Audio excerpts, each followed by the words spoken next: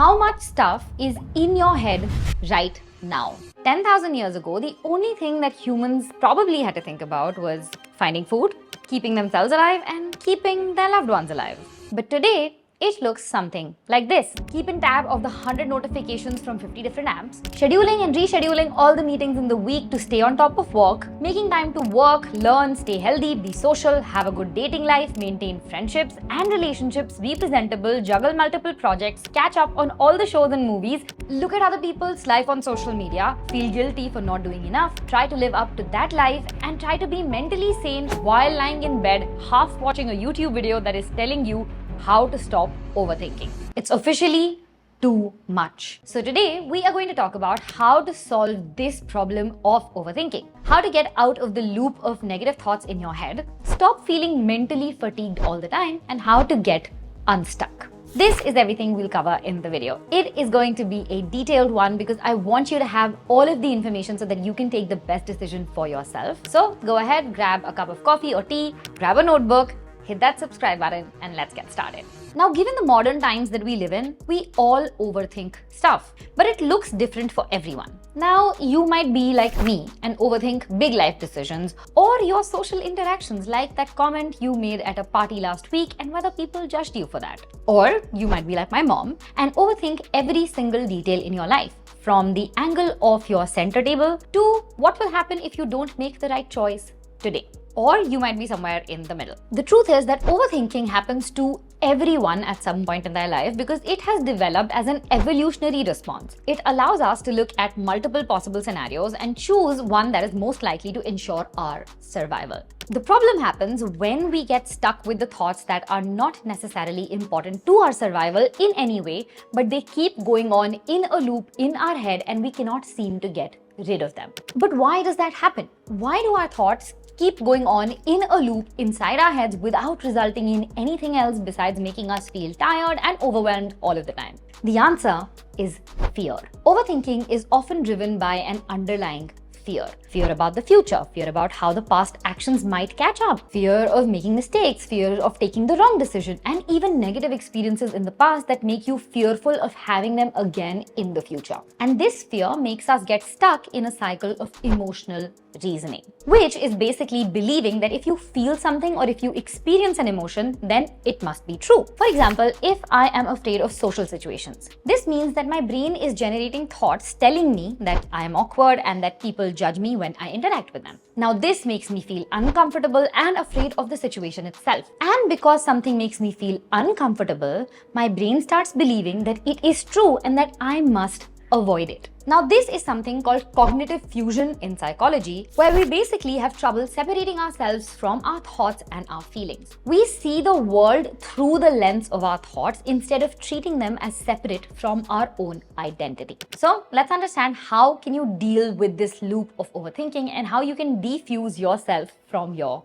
thoughts. Now, I've divided this section into two parts, the long-term solutions and the short-term solutions. The long-term solutions work to reframe your entire mindset and basically tackle the root of the problem, while short-term solutions help you in the moment to snap out of your overthinking phases so that you can put a pause to it and think more rationally. So let's go ahead and look at the long-term solutions first. You start by building awareness and identifying your triggers. Now, you cannot begin to stop something or solve something that you are not even aware of. So the first step in stopping your overthinking journey is to become aware of when you are overthinking and also identifying what leads to these phases of overthinking. What are your triggers? And one of the easiest ways to get started with this is to start a practice of daily journaling, a reflective daily journaling, which means you sit down at the end of the day and write down how your day went in your journal. Ask yourself how you felt, what went right, what went wrong, what energized you, what didn't energize you, all of these questions,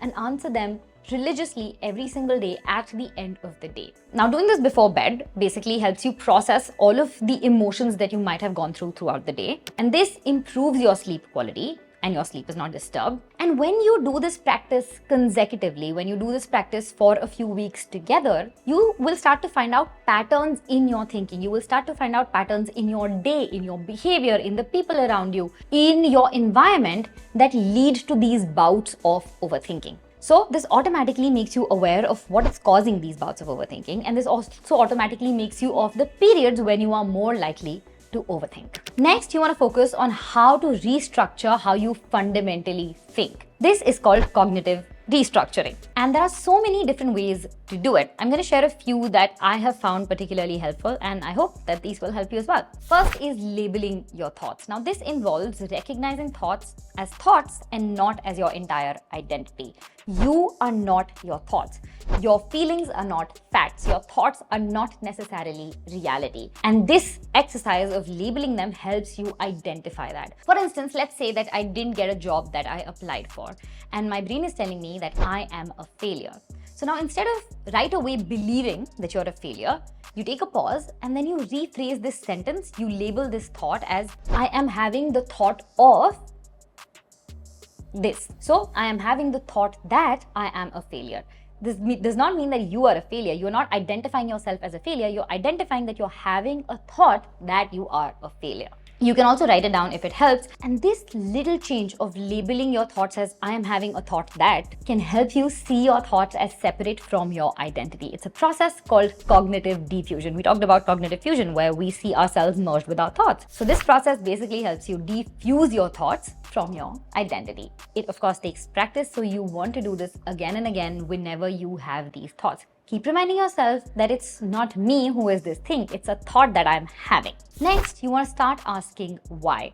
This is again a journaling practice. You can also do it without a journal if that is plausible for you. Personally, I think it works better with a journal. So let's say that you have a thought that I'm a failure, right? First, you label it as I am having a thought that I am a failure. And then you continue asking why you are having this thought in the first place to get yourself to the root of the problem. You're just asking these why questions to yourself. So, why am I having this thought in the first place? Oh, because I did not get that job that I applied for. So, why did I not get that job? Because A, maybe they wanted someone with a different skill set. Or B, because I was not prepared for the interview. Oh, I was not prepared for the interview. And that gives you a clear answer. Now, this means that you're not a failure. You just need to prepare better for the interview, and that is something that is easily achievable. And that also helps create that identity shift where you stop seeing yourself as a failure and you start to recognize that it's probably an action that led to that outcome that made you feel this way. Another thing you can try is something called leaves on a stream strategy. This is a visualization technique used in ACT, or acceptance and commitment therapy, where you visualize yourself sitting by a stream. So you close your eyes, visualize yourself that you're sitting next to a stream, and there are leaves falling in the river that are floating by. And each of the thought that occurs in your mind, you assign that to a leaf that is floating by, and then you just watch it drift away. Now, this exercise particularly helps you detach from your thoughts and simply observe them. You understand that you are a third party observing your thoughts. You are not your thoughts. If you don't want to imagine leaves, you can also imagine clouds in the sky, and it works the same way. You can also think of your thoughts like TV channels. I personally find that analogy quite helpful because you can decide which channel to stay on and you can decide which channel to flip away from. Another thing you can try is something called exposure therapy. Now, this is specifically for when you have identified your triggers, when you've identified what triggers the onset of your overthinking. So basically, gradual and controlled exposure to whatever trigger is causing this bout of overthinking can actually help you become desensitized towards it, and then it does not cause the same wave of emotions in you that it does now. So let's say that going to social situations or parties triggers overthinking about your self-esteem and your self-worth.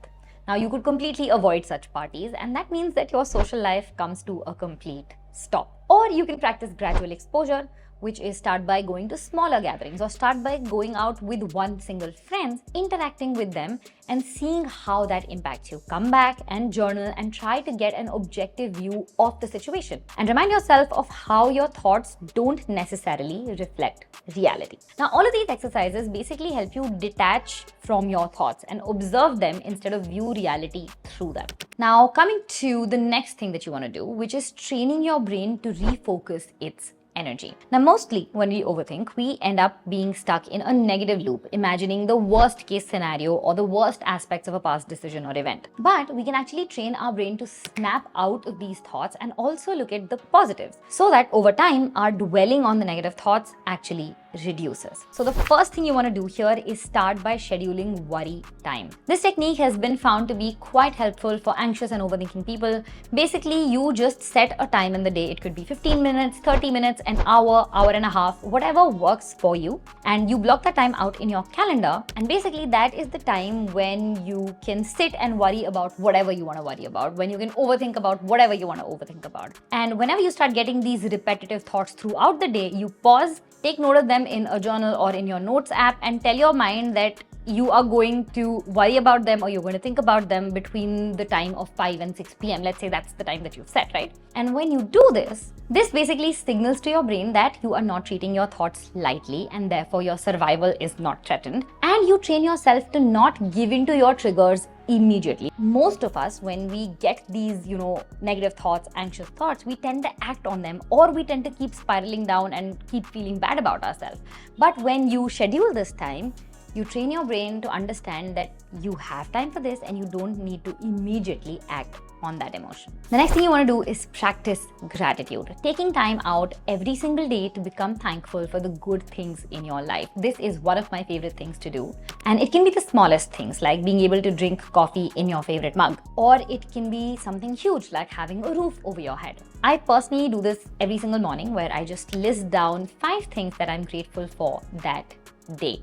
And that automatically sets the tone for my entire day. Like, I always go throughout the day with a feeling of gratitude in my mind. And when you do this over time, it trains your mind to look for things to be grateful for instead of dwelling on things that are probably not so great. One more gratitude practice that certain therapists use for overthinkers is asking them to thank their thoughts itself. This technique basically involves acknowledging that your mind is attempting to help protect you by giving you those negative thoughts. The purpose of negative thoughts is for your mind to be able to protect you.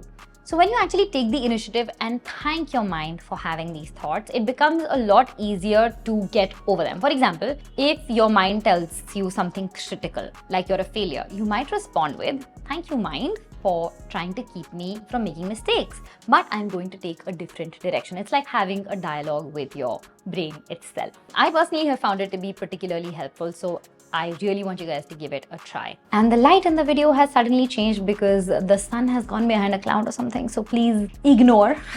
Next, we come to visualizing positive outcomes. Now, this is another one of my favorite techniques, and this basically involves creating positive visualization spirals for things you otherwise obsess over. So let's say that you constantly overthink your career or what you are going to do after college. I want you to dedicate 5 to 10 minutes in the morning to sit down and visualize your life in a way that everything has worked out for you.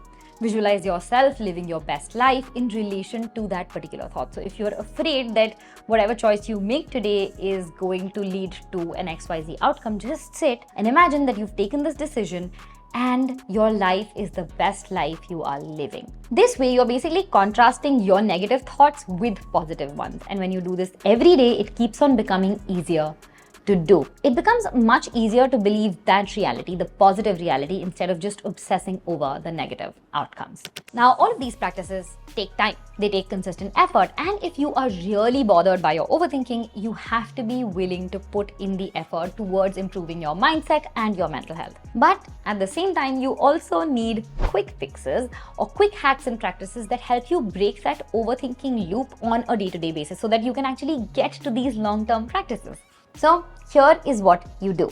1, create an anchor to bring you back to the present. So an anchor is essentially a focal point that helps you ground your thoughts and return to the present moment when you find yourself drifting into a spiral of overthinking. There are several different things that you can use. It can be an actual physical object like a small stone or a pendant, like I have one right here. It can be a bodily sensation like the feeling of grass beneath your feet, or the sensation of cold water on your neck, or the sensation of deep breathing and feeling that air in your lungs. It can be a picture or a visual cue as well, or a sound or a musical cue, right? Whatever you feel comfortable with personally, whatever you feel most in sync with, choose that. And once you have that thing that you want to call an anchor, for me, it's the sensation of breathing and this pendant. I want you to spend time building an association of that anchor with a calm state of mind. So basically you are doing classical conditioning here, where you're conditioning your brain to treat that anchor as something that calms you down instantly. And how do you do that? You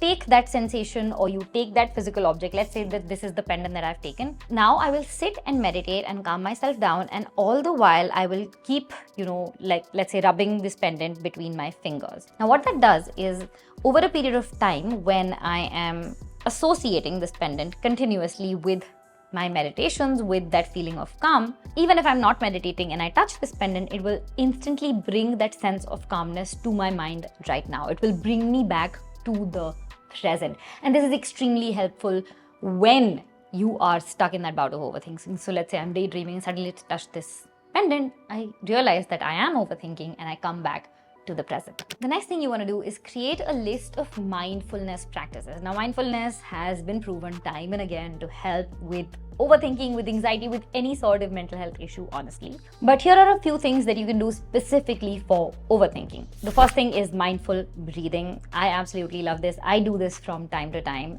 And this is a fundamental practice where you just sit, focus solely on your breathing. So you become aware of your inhales, your exhales, how that feels inside your body. And that helps bring back your attention to the present.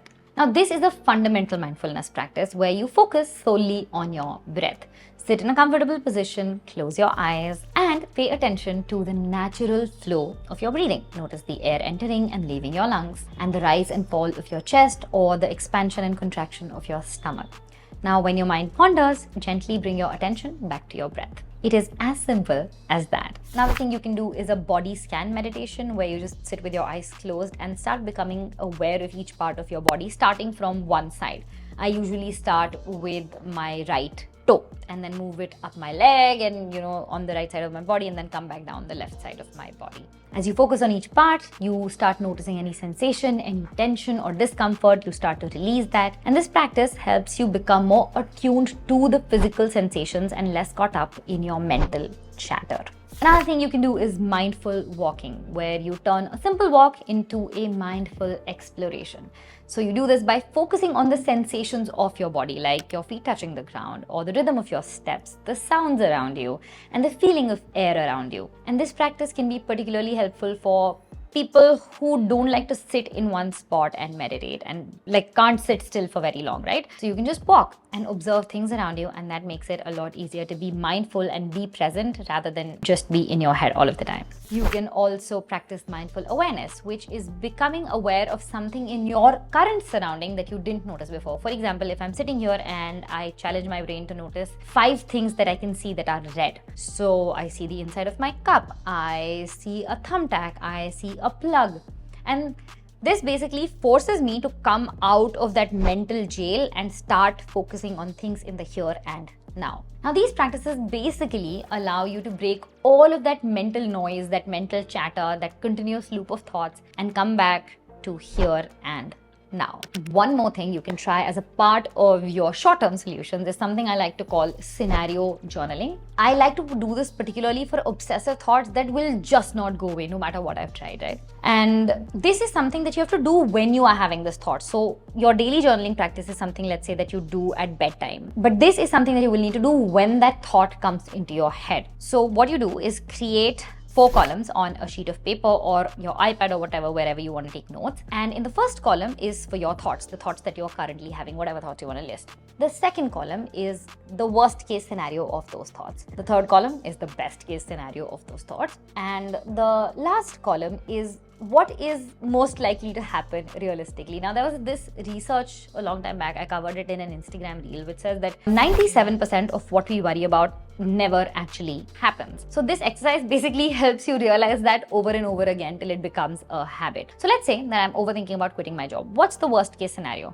That I will be broke for a few months. I might not find another job right away. And what's the best case scenario? That I find a job even before I quit, and it is much better paying and it makes all of my dreams come true. So it's the best job that I ever wanted. So that's the best case scenario. And what is most likely to happen? Most likely I will find another job if I start looking right now? And realistically, that is what I should do. So all of that overthinking that I have about quitting my job, all of the things that I'm thinking, boil down to this one realistic scenario. Now, this basically allows the rational part of your brain to intervene and tell your body and your mind what you are thinking and worrying about is probably not going to happen. Now, I've tried covering as much as possible in all of these points because I want you guys to take away from this whatever you find helpful and start applying this to your lives right now, because these are very, very practical solutions that you can start off with right now. Watch this video again if you need to, note down things again if you need to, and figure out what is particularly helpful for you and start there. And before I let you go, I want to share a few affirmations with you as well. And you can start including these in your daily journaling practice or your visualization practice to basically retrain your mind and speed up this entire process. It's only a thought, and a thought can be changed. It's a thought, not my identity. I control my thoughts don't control me. I have the power to choose what I think about. I'm at peace with my past, my present, and my future. I embrace calmness in whatever I do. I have been through hard times before and I'm okay. I'm going to be okay. I can deal with whatever life throws my way. Thoughts are not facts. Thoughts are just thoughts. And finally, we come to the homework. So out of everything that I've covered today, I want you to get started on these 3 things in the next week. First, create an anchor point. It could be an object, a sensation, a sound cue, visual cue, whatever you want to use. And start meditating while having that anchor next to you so that you start making that association in your head that this anchor calms you down. The next thing I want you to do, if you've not done it already, is start daily journaling. At the end of the night, look back on your day and assess your feelings and your triggers. And I want you to do this at least for a period of 4 weeks. And finally, you are going to start one mindfulness practice where you learn to understand your physical cues. I personally, like I told you, like deep breathing and meditation. I also love walking, but you can try whatever feels best for you. And that was it for today's video. So if you enjoyed this video, if you learned something from it, I would be very grateful if you can share this with your friends, your family members, whoever needs it right now, whoever might be struggling with overthinking. Because let's face it, we all need help sometime. And make sure you check out this video next after you've taken a break and all of that jazz, because YouTube says that you are going to love it. And I am going to see you guys very, very soon in another one. Bye.